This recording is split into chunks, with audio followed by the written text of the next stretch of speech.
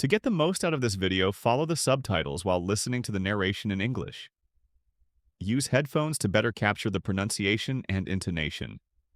Try repeating the words and phrases out loud as this will help reinforce memorization.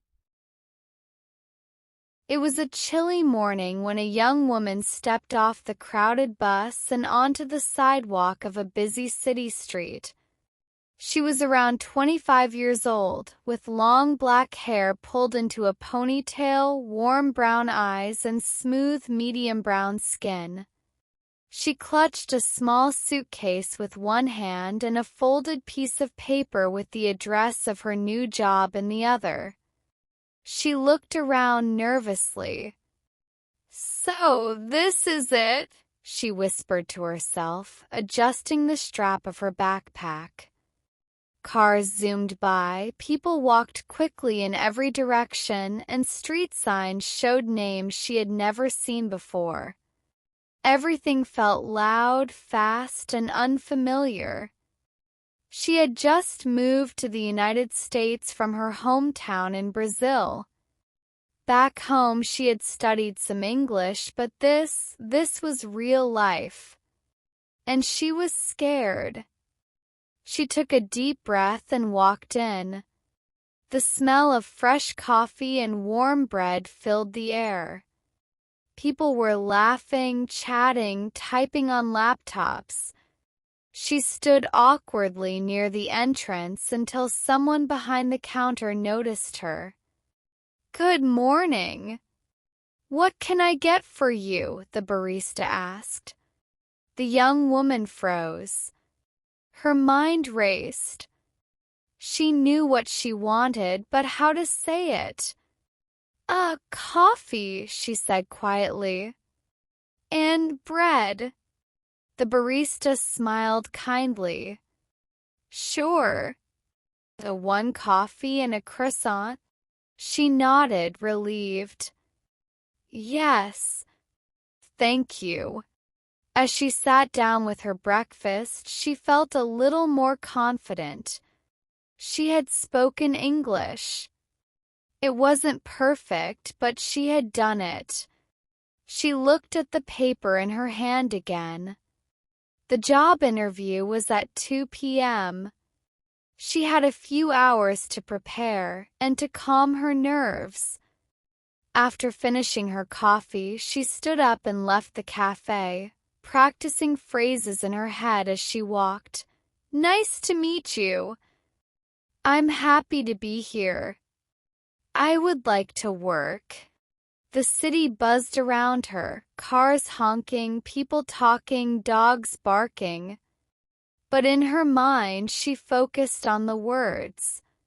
She repeated them softly over and over until she felt them become hers. At 1:50 p.m., she stood outside a tall glass building. She smoothed her shirt, checked her reflection in the window, and took a deep breath. "You can do this," she whispered. Inside the lobby, a friendly receptionist greeted her. "Hi there. Do you have an appointment?" "Yes," she said. "I have interview at 2 o'clock. "Great. Take the elevator to the 5th floor." The elevator ride felt like forever. Her hands were cold. Her heart raced. When she stepped into the office, a woman with curly red hair and glasses smiled at her. "Hello. You must be our 2 p.m. appointment. I'm Sarah, the manager." "Hello," she said. "Nice to meet you." "Please have a seat," Sarah said warmly. "Can you tell me a little about yourself?" The young woman hesitated for just a moment, then began slowly. "My name is... I am from Brazil. I like working with people. I want to learn." Sarah nodded, listening carefully. "That's a great start. Don't worry, we all had a first day once. As the interview went on, she began to relax. Her English wasn't perfect, but she was trying, and Sarah seemed to appreciate that. By the end, she was even smiling. When she left the building, the city didn't seem so big. It was still loud, still fast, but now it also felt full of possibilities. 1 week later, the young woman had started her new job at a small bookstore. Every morning, she arrived early, wearing a neat shirt and jeans, her black ponytail tied tightly behind her. The store was quiet and cozy, with wooden shelves, warm lighting, and the soft smell of old paper. Her tasks were simple: organizing books, greeting customers, and helping at the counter. Problem was, every customer spoke English fast and without pause. On her first day, a man walked in and asked, "Hi! Do you have the latest mystery novel by Daniel Cross?" She blinked. "Sorry." "Repeat, please." He slowed down. "Daniel Cross. Mystery book. New one." She looked around, then pointed to a shelf. "There, mystery section." "Thanks," the man said, giving her a thumbs up. She smiled politely, but inside she felt frustrated. She wanted to understand. She wanted to speak like everyone else. That night, she sat at her small kitchen table with a notebook. She wrote down every new word she had heard that day. Mystery, latest, section, repeat.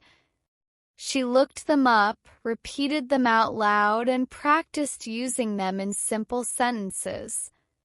"I want the latest book," she said to herself. "Can you repeat, please?" Sentence felt like a step forward. By the end of her second week, something had changed. She still made mistakes, but now she was less afraid of them. One morning, an older woman entered the store, wearing a bright green scarf and carrying a large purse. "Excuse me, dear," the woman said gently. "I'm looking for gardening books." The young woman smiled. "Yes. This way, please." She led her to a corner of the store, pointing at the shelf. "Books about flowers, garden plants." "Wonderful," the woman beamed. "Thank you so much." The young woman's heart lifted. That short exchange felt like a win. Later that day, her manager, a tall man with short gray hair and friendly eyes, called her over. "You're doing great," he said. "I can see you're learning fast. Don't worry about being perfect, just keep going."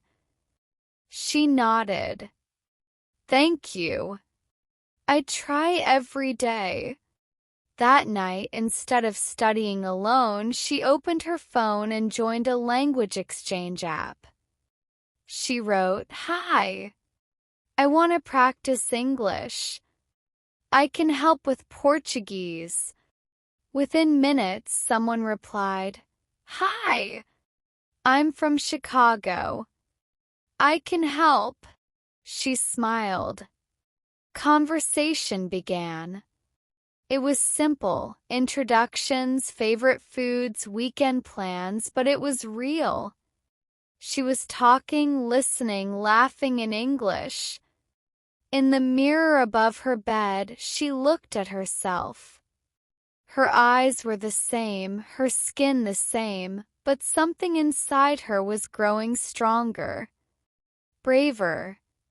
She whispered, "I can do this." One rainy afternoon, the bookstore was quiet.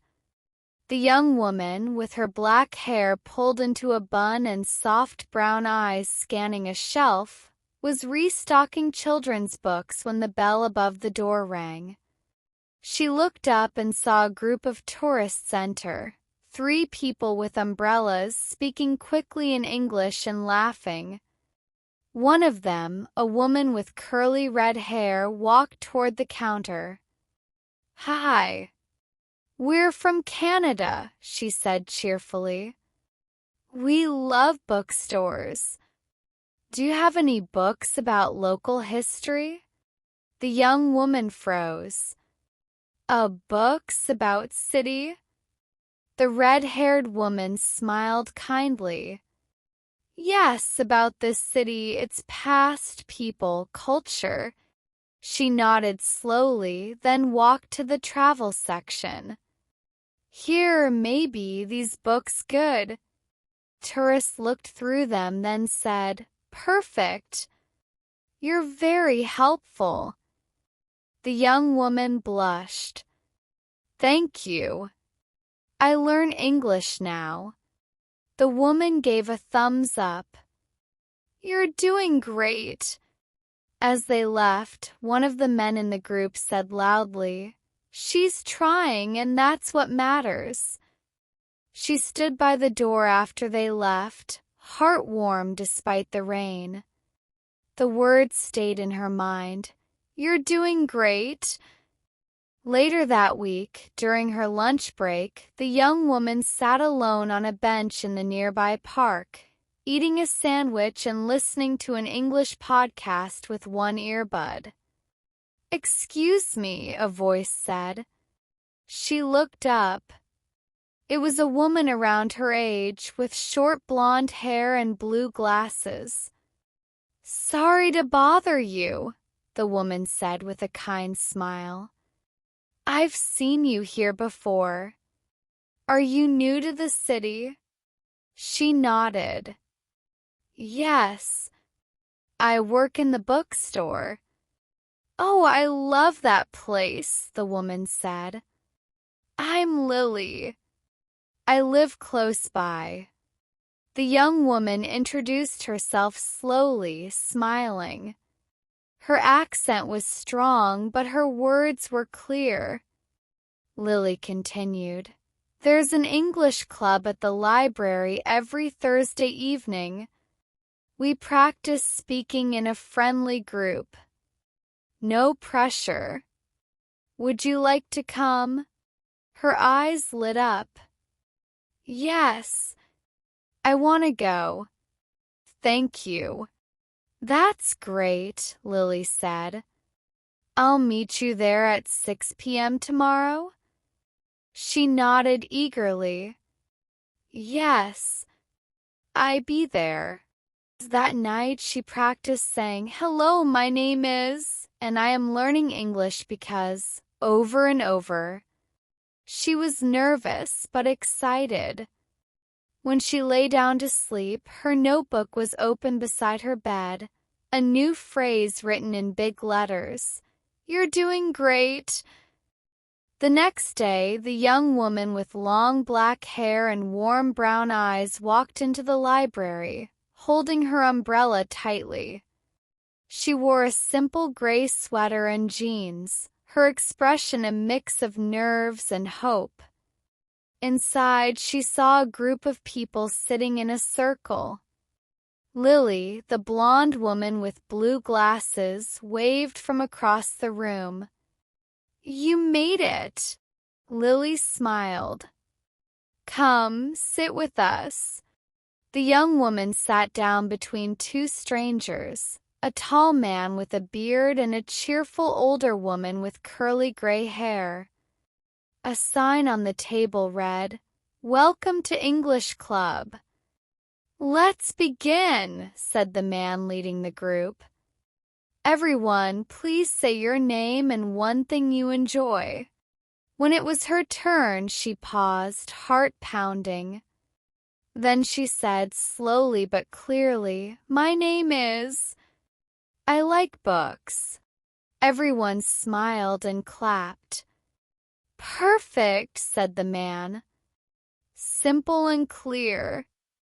As the group continued, they played a vocabulary game. The leader would hold up a picture and someone had to say the word in English. The young woman tried hard. She made mistakes, but she laughed with the others and didn't give up. The end, Lily turned to her. You were amazing. I remember how nervous I was on my first day, too. Really? She asked. Lily nodded. We're all learning. Don't be afraid to speak. The young woman left the library smiling. She felt like she had taken a step forward. The next morning at the bookstore, a man in a suit came in. Good morning, he said. She straightened up. Good morning. Can I help you? Yes, he replied.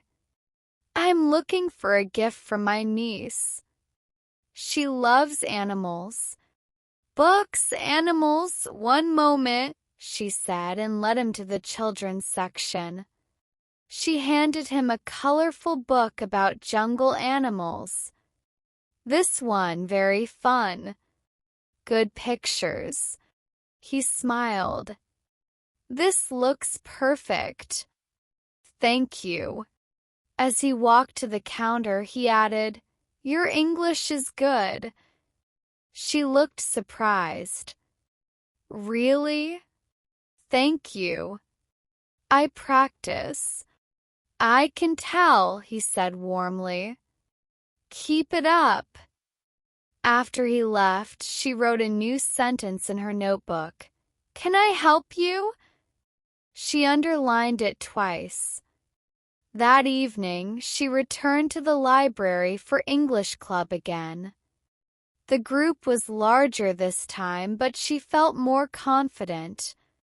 During a role-play activity, she pretended to be a shop assistant. Lily was the customer. Hello, she said, smiling. Can I help you? Lily responded. Yes, I'm looking for a book about food. They both laughed. You're getting so good, Lily said. The young woman grinned. Thank you. I like speaking now. When the session ended, the teacher handed her a small card. It said, Believe in your voice. She tucked it into her notebook next to You're doing great. 2 reminders side by side. Walking home, she repeated her new phrases out loud, proud and hopeful. A week passed, and the young woman with the long black hair and warm brown eyes started feeling more at ease in her new city. She knew the route to the bookstore like the back of her hand, and the English club had become something she looked forward to each week. One rainy afternoon, as she was wiping the rain from her coat sleeve, a familiar face appeared in front of her. It was the man from the bookstore, the one she had helped find the animal book. Hello, he said, smiling brightly. I didn't expect to see you here. Hello, she replied, surprised. I work here, you know. I remember, he laughed.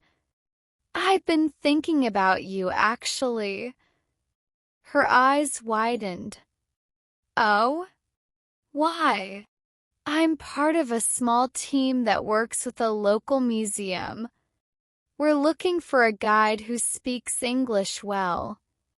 We need someone who can help explain exhibits to visitors. I think you'd be perfect. Her heart skipped a beat. Me? Really? He nodded. Yes, you have the right energy. What do you think? She was overwhelmed but excited. I would love to. I want to improve. That's great, he said. You're already doing amazing. You'll get more practice and it'll be fun. After some quick paperwork, the man handed her his business card. This is for the museum. Come by tomorrow for an interview. We can talk more. As he walked away, she held the card in her hand, her mind racing. Could she really do this? Would her English be enough? The next day, she stood outside the museum, taking deep breaths. The big doors were imposing, and she felt tiny against them. Her nerves were growing by the second, but she reminded herself to stay calm. She entered the museum lobby, where the man from the bookstore was waiting. He greeted her with a warm handshake. "Ready?" he asked. She smiled nervously. "I hope so." They sat down in a quiet room filled with light from tall windows. The man explained what the job would involve. You'll help explain exhibits to visitors, answer questions, and share stories about the museum's history. Her heart raced, but she nodded, eager to hear more. He handed her a small booklet with information about the museum. "Why don't we start by practicing together? I'll be the visitor and you can be the guide." She took the booklet, looked at the first page, and took a deep breath. "Welcome to the museum. This is our first exhibit." She pointed at a picture of an ancient sculpture. "This sculpture is over 500 years old. It comes from..." She stumbled over a few words, but he didn't seem bothered. "Good job," he said. "You're learning quickly. Let's continue." As the interview went on, she gained confidence. She started to forget her fears, remembering everything she had learned at the English club. The more she spoke, the more she felt her English improving. Finally, the man smiled and said, "I think you'll be a great addition to our team. Welcome aboard." Her face lit up. "Really? Really?" he nodded. "Your English is already good. With a bit more practice, you'll be perfect for this job." She thanked him profusely, walking out of the museum with a huge smile on her face. She couldn't believe it. She had just gotten her first job using English. As she walked home, she felt a sense of pride. This was just the beginning. After the first group left, the man gave her an encouraging pat on the back. "You did great," he said. "You were a little nervous, but that's normal. You'll get better with every tour." Her nerves hadn't completely disappeared, but she felt a little lighter. As the day went on, she gave several more tours. Each time, her English improved, and she grew more confident in her ability to explain the exhibits. She began to feel like she was becoming a part of the museum, like it was her new home. By the end of the day, she was exhausted but happy. The man approached her with a warm smile. "How do you feel?" "Better," she said with a smile. "I'm not perfect, but I think I'm getting the hang of it." "That's all that matters," he replied. "You've come a long way in such a short time. I'm proud of you." As she left the museum, she reflected on everything she had accomplished. Just a few weeks ago, she was struggling to speak English, unsure of her abilities. Now she was giving tours at the museum, speaking confidently and helping others learn about art and history. She felt proud of herself.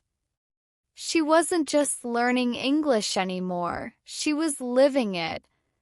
With a smile on her face, she walked home, excited for the next day. She knew there would be more challenges ahead, but now she was ready to face them. The next day, as she was walking to the museum, something unexpected happened. As she turned the corner, she saw a familiar face.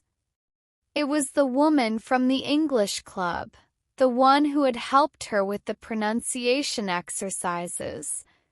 She looked just as surprised to see her. "Hi," the woman called out, waving enthusiastically. "I didn't expect to see you here." The woman smiled warmly, and they both walked together toward the museum.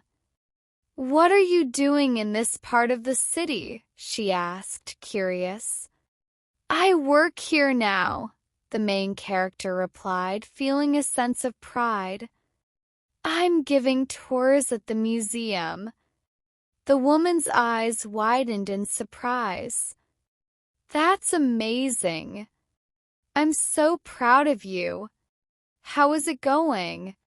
"It's going well," she said, a little shy but clearly happy. "I still get nervous sometimes, but I'm learning more each day." "That's great to hear," the woman said with a smile. "You've come such a long way. I knew you could do it." Conversation was simple but encouraging. As they reached the museum, the woman gave her a hug. "Good luck today. I'll be cheering for you." Later that morning, the museum manager called her into his office. He had a big smile on his face. "We have a special guest today," he said. "A group of international students is visiting, and I'd like you to give the tour." Her heart skipped a beat. A group of international students? She felt a wave of nervousness wash over her. What if they didn't understand her? What if her English wasn't clear enough? She had given plenty of tours before, but this was different. Pressure was higher. She nodded, trying to keep her calm. "Of course. I'll do my best." The museum manager smiled again. "I'm sure you'll do great. Remember, they're here to learn and they'll be patient with you. You know this material inside and out. Just be yourself." As she waited for the students to arrive, she practiced some phrases in her mind. She told herself that this was just another step in her journey, another opportunity to improve. When the group arrived, she greeted them with a warm smile. The students, all from different countries, greeted her in various languages. Their English was a bit rough, but that only made her feel more at ease. She realized they were in the same boat, trying to learn a new language. She started the tour, speaking slowly and clearly. Her confidence grew with each sentence. The students listened attentively, asking questions when they didn't understand something. She was careful to explain in simple terms, making sure everyone could follow along. By the end of the tour, she felt a great sense of accomplishment. She had done it. The students thanked her, and some even said they'd love to come back. As she walked home that evening, she felt lighter than she had in weeks. The challenges weren't over, but she had taken another important step forward. She wasn't just learning English anymore. She was using it to connect with others and share her knowledge. The following weeks flew by quickly. She became more comfortable with her job at the museum, and every day she felt more confident in her English skills. Her tours were getting better, and she was even starting to understand more of the visitors' questions, even when they spoke quickly or used slang.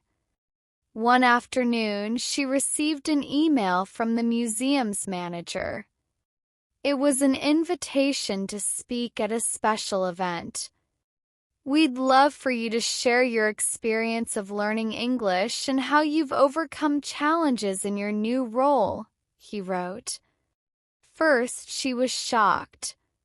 Speak at an event? In English? She immediately felt nervous. She thought about all the mistakes she had made in the past, all the times she felt embarrassed about her language skills. Could she really do this? Could she speak in front of an audience and tell them about her journey? But then something clicked. She had come so far already. Why not? She had something valuable to share, and her story could help others who were facing similar struggles.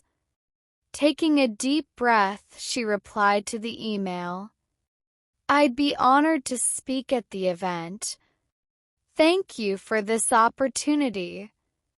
The day of the event arrived, and she stood in front of the audience, feeling both nervous and excited. The room was filled with people from different walks of life, students, professionals, and even tourists who had visited the museum. The spotlight was on her, and she could hear her heartbeat in her ears. Taking a deep breath, she began. "Hello, everyone. My name is Her Name, and today I want to share my journey of learning English. I came to this city not knowing anyone, not speaking the language, and unsure of myself. But little by little, I started to improve." As she spoke, she could feel the nerves start to fade. She spoke slowly, carefully choosing her words. She shared the struggles she had faced, the moments when she felt like giving up, and the small victories that had kept her going. She also talked about the importance of patience and practice. "The most important thing I've learned," she said, "is that it's okay to make mistakes. It's okay to not be perfect. What matters is that you keep trying." As she finished her speech, the audience clapped.